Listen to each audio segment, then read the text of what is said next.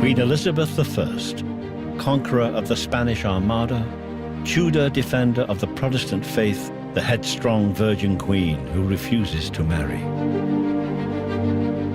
But of all her challenges, her most grueling battle is with another woman, her own cousin, Mary Stuart, Queen of Scots. I am a free princess in that I am not responsible to you or any other.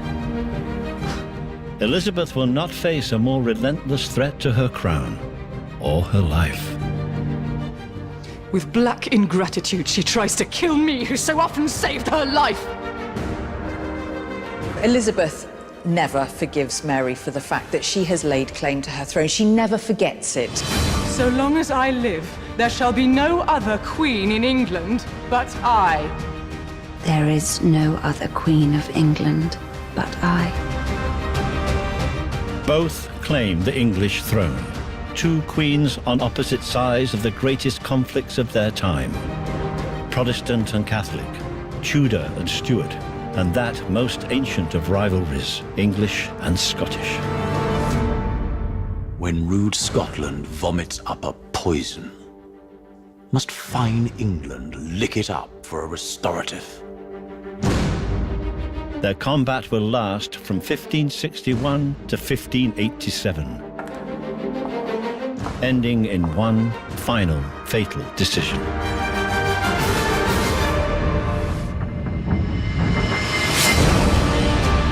And yet, in nearly 3 decades of obsession with each other, they will never actually meet. That explosive relationship is played out entirely through letters, written with an intimacy and passion that still burns through the paper.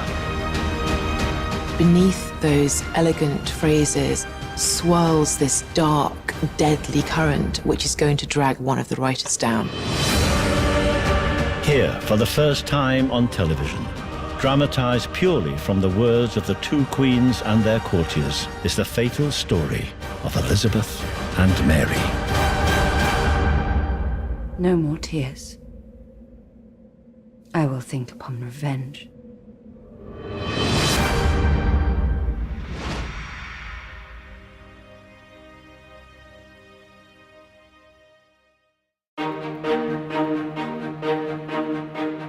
Would that we, being two queens so near of kin, neighbors living in one isle, should be friends and live together like sisters, than by some strange means divide ourselves to the hurt of us both.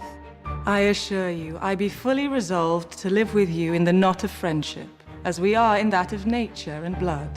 I am glad to hear of your goodwill towards us, and good inclination to peace and friendship. God could not have blessed these two kingdoms with greater felicity than if one of us had been a king and married the other. 1561. Mary Stuart's arrival in Scotland has the two queens brimming over with goodwill.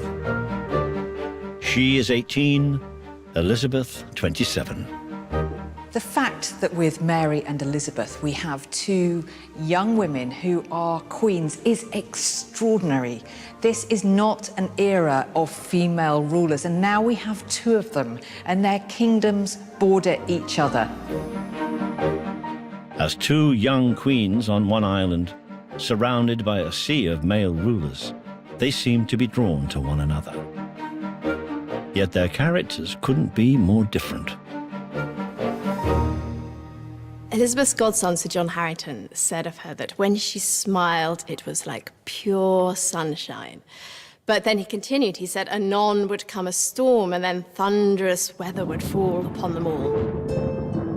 At one point, she actually broke one of her maid's fingers by slamming a candlestick down on it.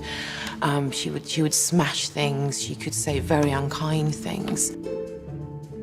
Elizabeth has survived prison and death threats to become queen only 2 years earlier. Mary has been Queen of Scots since she was 6 days old. She's been raised in the luxury of the French court.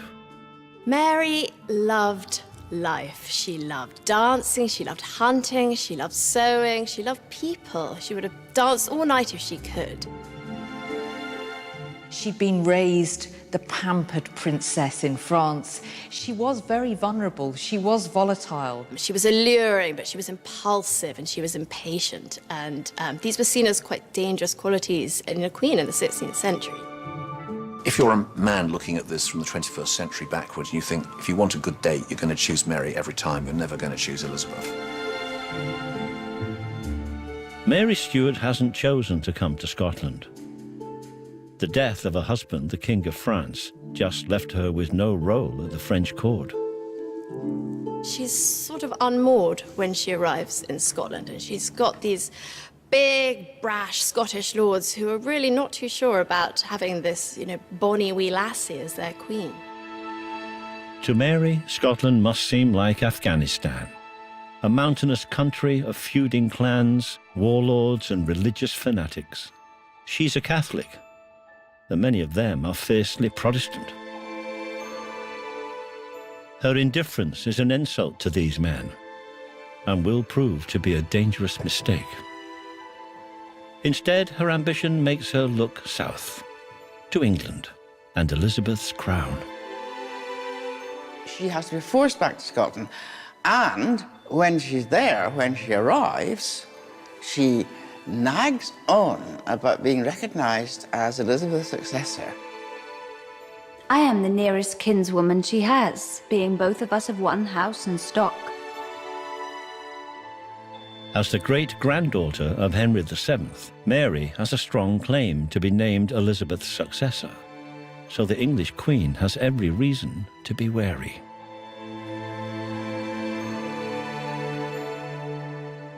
If it became known who would succeed me, I would never think myself secure. Tensions between Catholics and Protestants are worsening across Europe. Many people fear that just the presence of Queen Mary could inflame the passions of English Catholics.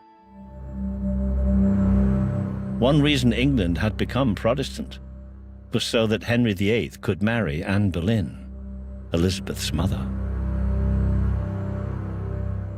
English Catholics had a settled hatred for Anne Boleyn.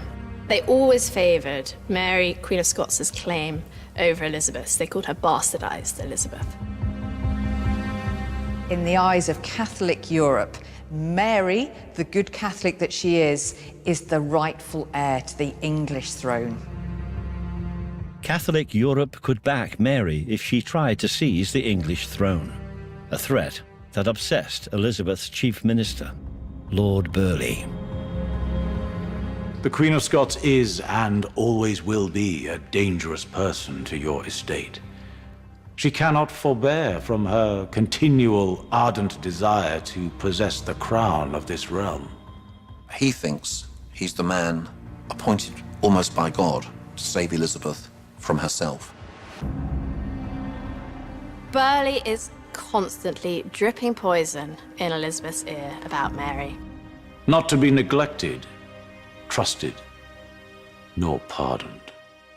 He saw Mary almost as the Antichrist. There was no way he was going to allow that woman to get anywhere near the throne of England. Mary is aware of Burleigh's opposition.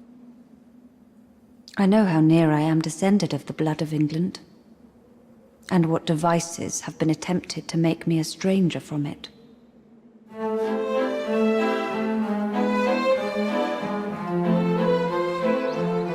Elizabeth uses elaborate tactics to avoid ever giving Mary a straight answer about the succession.